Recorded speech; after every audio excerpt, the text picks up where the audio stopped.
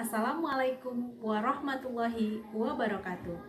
Perkenalkan, nama saya Ana Rizka. Saya berasal dari UT Padang dengan NIM 501132489. Pada kesempatan ini, saya akan menjawab pertanyaan dari diskusi 8. Pertanyaan yang pertama, menurut saya, sistem, jenjang dan struktur persekolahan serta kebijakan pengelolaan pendidikan dasar di negara-negara ASEAN dan Asia Pasifik memiliki sejumlah persamaan dengan implementasi pendidikan di Indonesia, khususnya di sekolah kami, UPTD SD Negeri 05 Mungu.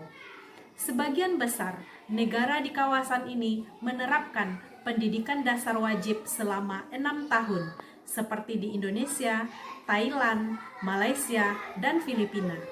Tujuannya sama, yaitu memberikan akses pendidikan dasar yang merata dan berkualitas bagi seluruh anak.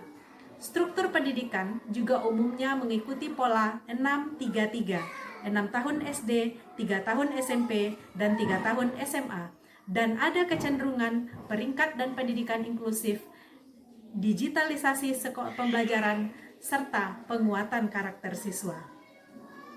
Dari segi kebijaksanaan, beberapa negara di Asia Pasifik seperti Jepang dan Korea Selatan sangat menekankan pembelajaran berbasis karakter dan kompetensi abad ke-21. Hal ini selaras dengan semangat kurikulum merdeka yang saat ini diterapkan di Indonesia.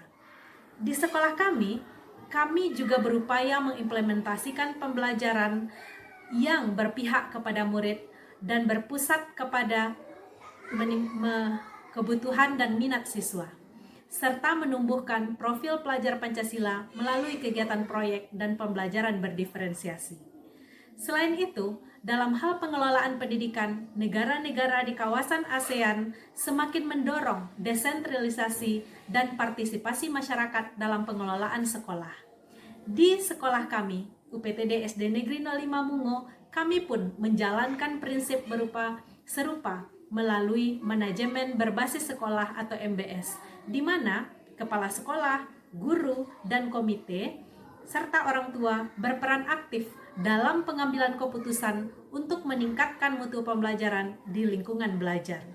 Dengan demikian, meskipun terdapat perbedaan konteks sosial dan ekonomi, arah kebijakan pendidikan dasar di Indonesia memiliki kesamaan semangat dengan negara-negara ASEAN dan Asia Pasifik, yakni meningkatkan mutu pendidikan melalui inovasi kurikulum, pemerataan akses, dan peningkatan kualitas guru. Pertanyaan nomor 2, menganalisis poin penting dalam artikel yang berjudul Pendidikan Dasar dan Era Pasar Bebas ASEAN, apa yang perlu dipersiapkan, karya Nurholis pada tahun 2016. Poin penting yang pertama adalah pendidikan abad ke-21 dan tantangannya. Abad 21 ditandai oleh perubahan sosial budaya dan teknologi yang sangat cepat. Dunia memasuki information society yang menuntut penguasaan teknologi informasi, kreativitas, dan kemampuan beradaptasi. Kemudian terjadi krisis nilai kemanusiaan atau dehumanisasi, sehingga pendidikan harus mengembalikan fungsi kemanusiaan secara utuh. Poin penting yang kedua adalah era globalisasi dan masyarakat ekonomi ASEAN atau MEA. MEA membuka batas perdagangan, jasa, dan tenaga kerja antar negara di ASEAN. Kemudian persaingan bebas menjadi tantangan bagi lulusan Indonesia, hanya berkualitas tinggi yang mampu untuk bertahan. Kemudian pendidikan harus mempersiapkan SDM yang unggul dalam kecerdasan intelektual, emosional, spiritual, teknologi, dan lingkungan. Poin penting yang ketiga adalah kondisi pendidikan dasar. Sekolah dasar berperan penting menanamkan nilai dasar ilmu, keterampilan, dan etika kepribadian. Tantangannya, metode pembelajaran masih normatif, berorientasi hafalan, sarana dan prasarana yang terbatas, dan manajemen sekolah yang cenderung tradisional. Anak masa kini lebih kritis dan melek teknologi sehingga pembelajaran harus adaptif dan kontekstual. Poin yang keempat adalah reposisi visi dan misi pendidikan. Pendidikan harus membentuk manusia seutuhnya, beriman, berilmu, kreatif, mandiri, dan bertanggung jawab. relevan dengan 4 pilar UNESCO, yaitu learning to know, to do, to be, to live together. Pendidikan dasar perlu membekali siswa dengan kemampuan berpikir kritis, empati, solidaritas, dan tanggung jawab global. Poin yang kelima adalah kurikulum dan pembelajaran. Kurikulum harus berbasis kebutuhan abad 21 dan mampu menjawab tantangan globalisasi. Pembelajaran harus aktif, kreatif, kontekstual, dan interdisipliner. Prinsip utamanya, student active learning, kolaborasi, pengalaman nyata, refleksi, serta integrasi teori dan praktek. Poin yang keenam adalah pengembangan SDM dan kepemimpinan sekolah. Pemimpin sekolah harus visioner, mampu menginspirasi, berani mengambil risiko, dan menjadi teladan. Guru perlu direkrut secara profesional dan dikembangkan secara terus-menerus. Kemudian SDM sekolah harus satu visi, menghasilkan lulusan yang unggul dan adaptif terhadap perubahan.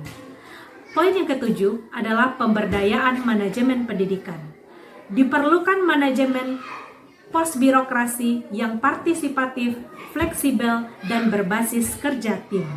Sekolah harus menjadi open system yang melibatkan masyarakat dan orang tua dalam pengembangan pendidikan. Selanjutnya, diperlukan kolaborasi rumah, sekolah untuk meningkatkan efektivitas guru dan hasil belajar siswa. Yang nomor 3, setelah melihat video, berdasarkan 2 dokumen berikut keterkaitan antara materi presentasi video dengan modul 6. Keterkaitan utama adalah fokus sistem pendidikan ASEAN. Kedua materi membahas sistem pendidikan di negara-negara ASEAN dengan pendidikan komparatif, menganalisis struktur, jenjang, dan karakteristik pendidikan di berbagai negara anggota. Yang kedua, struktur pendidikan, presentasi video mengidentifikasi sistem 633, yaitu Kamboja, Indonesia, Thailand, dan variasi struktur negara lain. Modul 6 menjelaskan detail struktur persekolahan di Indonesia, Malaysia, Thailand, dan Singapura dengan rentang pendidikan dasar 6 tahun dan menengah 3-4 tahun. Yang ketiga, pendidikan alternatif. Presentasi video membahas sistem pembelajaran alternatif seperti paket A di Indonesia, ALS di Filipina, dan program akselerasi di Kamboja.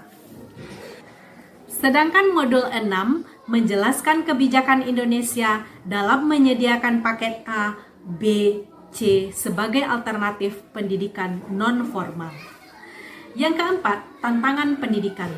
Kedua materi mengidentifikasi masalah serupa, yaitu ketimpangan fasilitas antara perkotaan dan perdesaan, kemudian kekurangan guru, minimnya infrastruktur pembelajaran, dan isu kesetaraan pendidikan. Yang kelima, kebijakan pengelolaan. Presentasi video menekankan perlunya penguatan kerangka kerja dan kemitraan. Modul 6 mendetilkan kebijakan spesifik seperti MBS, BOS atau DAK di Indonesia, dan perbedaan pendekatan Malaysia, Thailand, dan Singapura. Yang keenam, AKI-RF sebagai instrumen komparatif. Presentasi video memperkenalkan AKI-RF sebagai alat untuk membandingkan kualifikasi pendidikan antar negara ASEAN. Sedangkan pada modul 6 mendukung tujuan studi komparatif yang ada di modul 6 tersebut. Demikianlah pemaparan saya tentang diskusi 8. Terima kasih atas perhatiannya. Assalamualaikum warahmatullahi wabarakatuh.